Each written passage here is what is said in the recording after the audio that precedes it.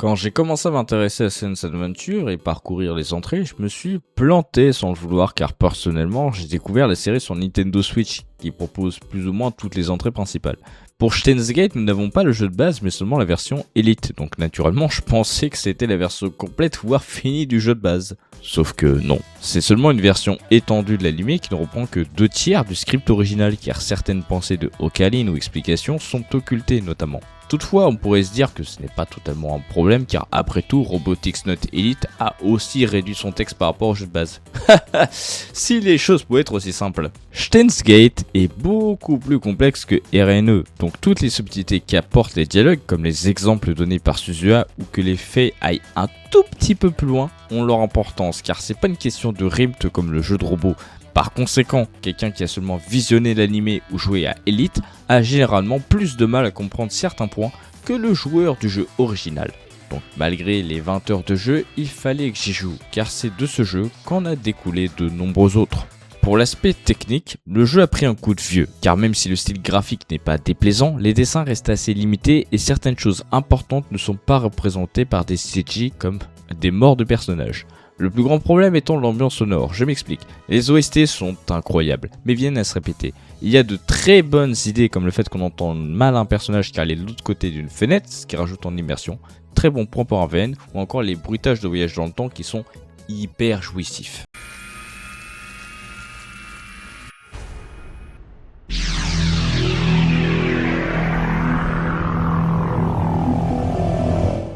Hélas, le reste des effets sonores sont des vieux .mp3 de merde libres de droit, probablement dans une qualité immonde qui nique toute votre immersion instantanément. C'est dommage.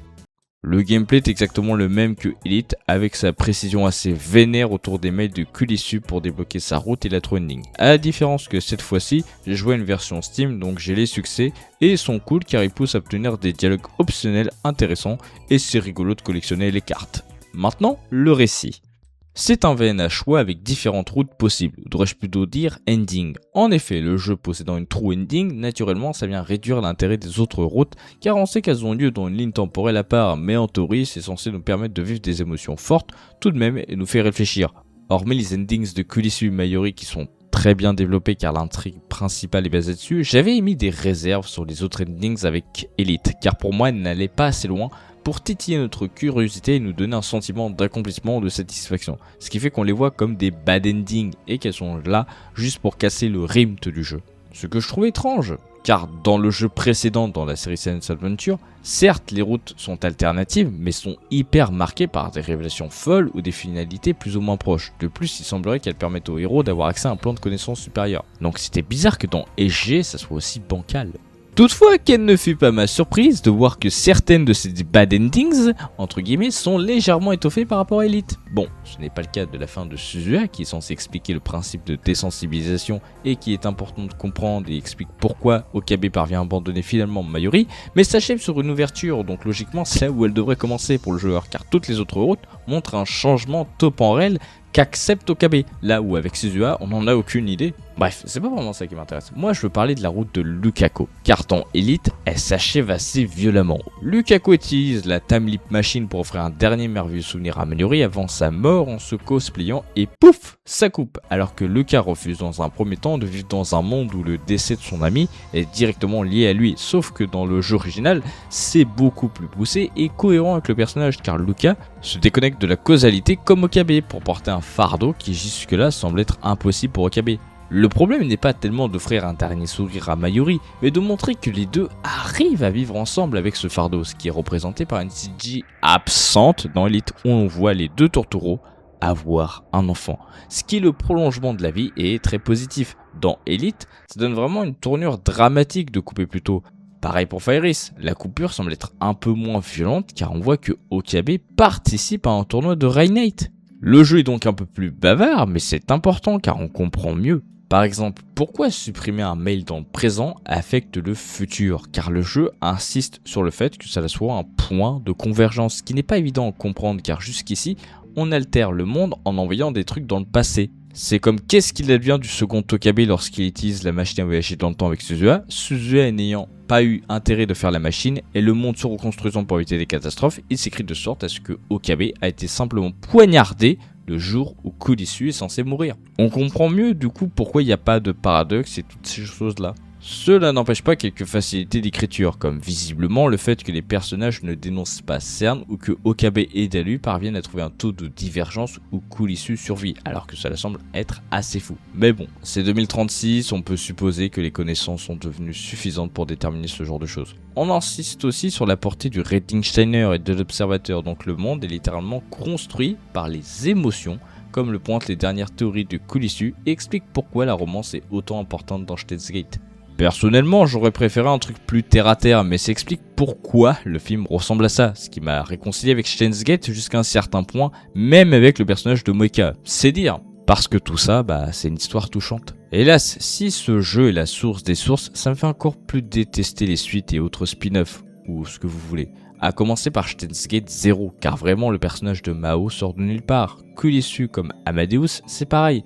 Si on part du principe que la divergence du champ bêta empêche le développement de Amadeus et la rencontre avec Mao, ce qui semble impossible car Mao est mentionné dans Robotics Not Dash, qui se passe dans la worldline Steins Gate. Comment Amadeus peut apparaître dans Anonymous Code? Ça marche que si on s'amuse à dire que nous sommes dans une couche de fiction inférieure ou supérieure ayant une histoire différente mais proche. À ce stade-là, ça devient donc ridicule.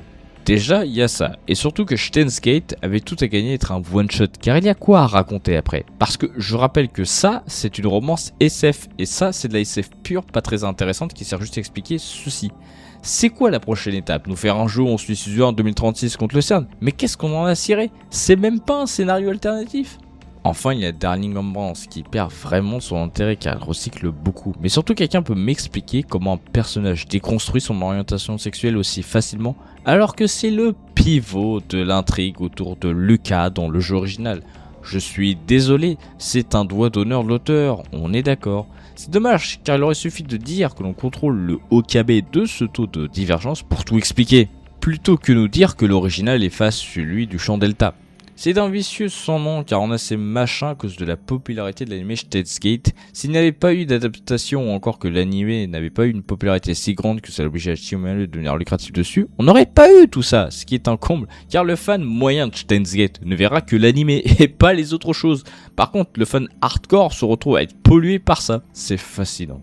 Pour conclure, est-ce que je recommande ce jeu? Eh bien, en 2010, j'aurais dit oui, car le jeu était la version longue et plus détaillée de l'anime et permettait d'étoffer son univers. Toutefois, toutes les subtilités qu'il apportait à l'heure actuelle n'ont plus vraiment d'intérêt. Je ne comprends même plus l'intérêt de Elite, car le but était de rendre le visuel accessible en lui donnant l'apparence d'un anime, mais il y a quand même des choses coupées. Tout ça pour au final dire, on refait encore le premier VN avec des personnages qui bougent car c'est ce qui marche en ce moment, en reprenant le script rongé et en ajoutant une fin qui n'a aucun intérêt car il s'agit d'une fin coupée du jeu de base qui a finalement été adapté en drama CD. Mais qu'en plus ils n'avaient pas décidé déjà de remettre dans Elite. Ce sont des malades, hein. Ils nous voient vraiment comme des portefeuilles sur pattes, c'est un monstre de Frankenstein à ce stade, Steins Gate. Toutefois, si je fais abstraction de toutes ces interférences, et croyez-moi c'est dur, et que je prends le jeu comme il est, et était, je lui donne la note de 18 sur 20. Un classique qui pour moi a détruit son auteur, car depuis il est complètement perdu. Merci d'avoir écouté cette critique et n'hésitez pas à mettre un pouce bleu ou bien à vous abonner. À la prochaine.